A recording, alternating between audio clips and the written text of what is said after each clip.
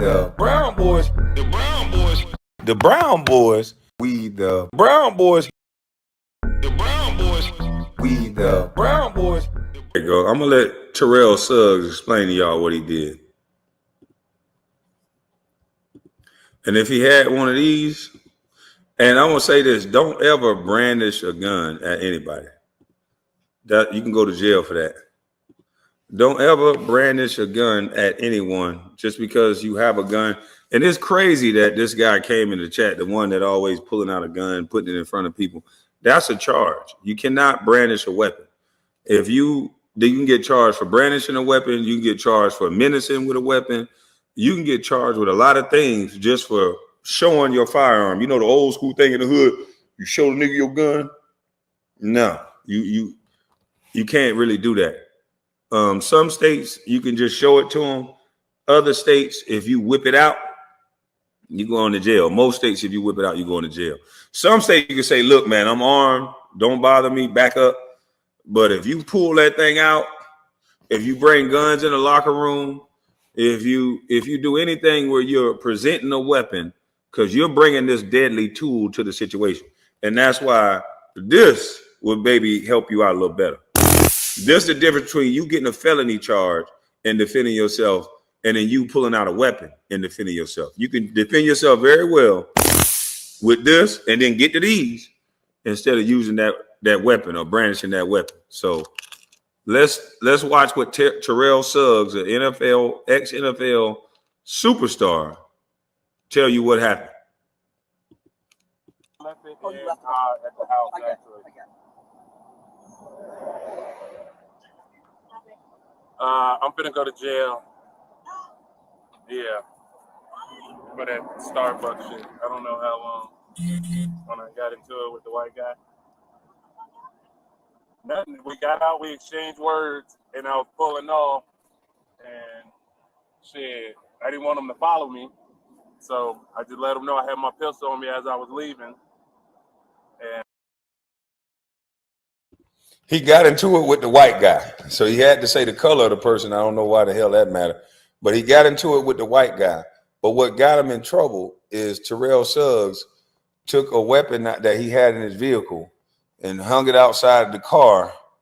And he said he did that to let the guy know that he had a weapon. But in doing that, everybody else saw you with a weapon. And he got caught on body cam. He got caught on every camera. And other people called the police and said, there's a black man with a gun. So I don't know why he thought that was smart, but that's what he did. So that's what he's being arrested for. And I guess that they saying this be the one firearm. So I don't know what they said. What y'all say was? Threatening with a firearm. And see, this is another thing. He said, I guess they saying what they say it was. If he was trained with a firearm, if he actually took a training course, he would have known what he did was illegal and he wouldn't have done it. I have a gun all the time, and most people don't know I got it. Almost every time you see me somewhere, I got a firearm. But you'll never know. It ain't for you to know. It's for you to think you the baddest mother trucker in the world, and then you come up slipping, and you come up playing and harming me, and I let you harm me a little bit, and then it's blam! And then I go on about my business because I don't have a weapon to menace with it. I don't have a weapon to play with you. I have a weapon to protect my life, and protect my life I will do. That's the only time you're going to know I got a weapon. He said, of course, you scary. Well, I actually grew up in the hood. I didn't grow up in the valley. So having a gun was like a necessary thing where I grew up. I got shot at 18 years old before I even got to the NBA. So guns is where I'm from is for protection. And now that I'm a full grown man, I have children and I have a life that I want to protect. And the law gives me the right to. 7 foot with a gun, taser. Oh, Gil, you forgot something. You forgot the mace and you forgot the knife. Don't forget this. Tell your buddies they got to deal with this too. There's the gun, there's a taser, there's a knife, and there's jail. So I be by myself, Gil. You don't think I have trinkets to make sure I can walk by myself and still stump? You thought I was just walking by myself? You remember earlier on when I used to say all the time, nigga, I be by myself, but I don't really be by myself. You got to learn to read between the lines when it comes with me. I say a lot, but I ain't saying nothing at the same time. But yeah. Oh, now they say threatening with a firearm. I didn't point it at him or nothing. So I don't know. I'll let you know when I get down there. Not about you pointing it at him, Mr. Suggs. It's about you brandishing said weapon. That's what you got arrested for, brandishing a weapon. So moral of the story is, don't pull it out unless you're going to use it. That's why old school cats say, don't pull out no gun unless you're going to use it. There was no purpose of pulling out that gun. That meant that your life was not in danger and you was just trying to be a thug. So shorty want to be, shorty going to be, someday going to be, shorty want to be a thug. Yeah, if you want to be a thug, then they going to treat you like one. And they going to lock your big, hard, tackling ass up. Now, this is a big old nigga. He ain't big and tall, but this is a big dude. He need 2 cuffs on him to lock him up.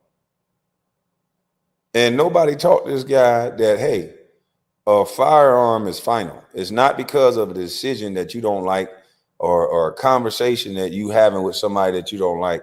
This is a final thing. And you don't pull it out because you got a little extra incentive because the person is white. This is a final thing. So this is what he got locked up for. They at the coffee shop. An ex-NFL player pulls out a gun because he got into an argument with a white guy.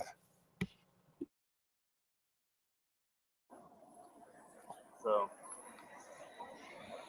I know. But don't trip though. I mean, shit. I'm trying to call him now. But yeah, he's gonna have to come because my car out here and the windows down, so he's probably gonna have to come get it. Sounds like somebody's attached to it. Mar.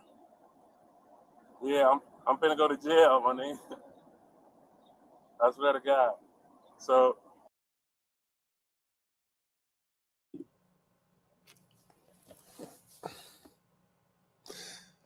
I ain't never called nobody, and a police officer let me make a phone call before I went to jail.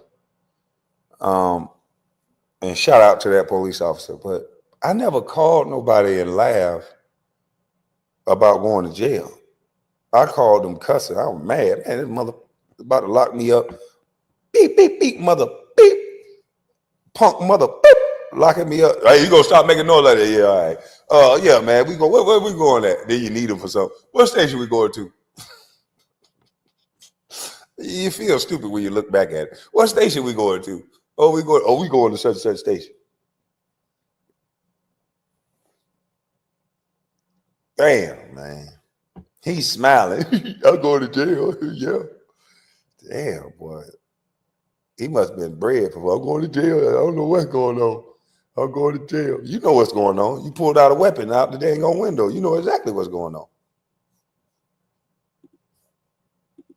My car is gonna be on Pinnacle Peak.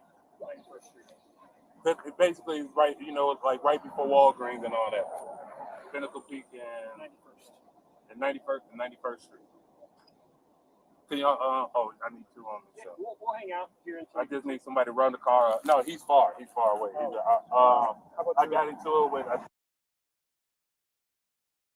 Now, I want y'all to see the difference because I know a lot of y'all do all this talking. Man, if that was a white person, they'll do this. If that was this person. Now, Terrell Suggs is an athlete that everybody knows. He's in Phoenix. He's in Arizona. Terrell Suggs is a professional football player that's recognizable by a lot of people because of the way he played. But if you could see the great treatment that they're giving Terrell Suggs, I don't want to hear nobody talk about man, if he was white. Terrell Suggs was able to fold his arms like this. He was able to pull his pants up, tuck his pants in. Ain't none of these officers say, hey, Terrell Suggs, hey, man, stop moving your hands like that. They knew who he was. They respected who he was. They allowed him to hide his hands. They allowed him to do whatever because they're just like, okay, on face value, we know who you are. We know you're not going to do anything. So they didn't bother him. They didn't incite the situation. They didn't do none of that. They allowed this man to make a phone call. They didn't have to. They explained the situation, but they treated him with a lot of respect for a man who pulled out a weapon around a bunch of people at a coffee shop.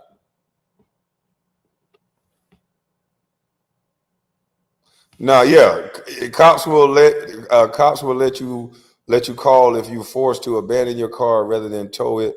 Let someone come and get it. Yeah, so they let somebody come and get the car real quick instead of towing it. But yeah, Terrell Suggs is out here. They treated him with respect. They're gonna treat him with respect this entire situation, even when he get a little antsy. Now I could have played it further back where he was getting a little antsy and they was just still calm. This, I think, from a cop standpoint, I would want all cops to act like this: calm, stand back. They wasn't in crowding his space. They let him do what he wanted to do. They didn't pull up with a bunch of guns on him. They went, once they realized who it was, they asked, "Do you have a weapon?" I'll go back and show it. They didn't come up. He was mad that they got this many police cars, but when they hear about somebody with a gun, when they hear black male with a gun, they usually come with everything they got with the gun, with their guns drawn, ready to go, and they ready to get you in cuffs. So this man could have been in cuffs this entire time. You know, they treated him with a lot of respect.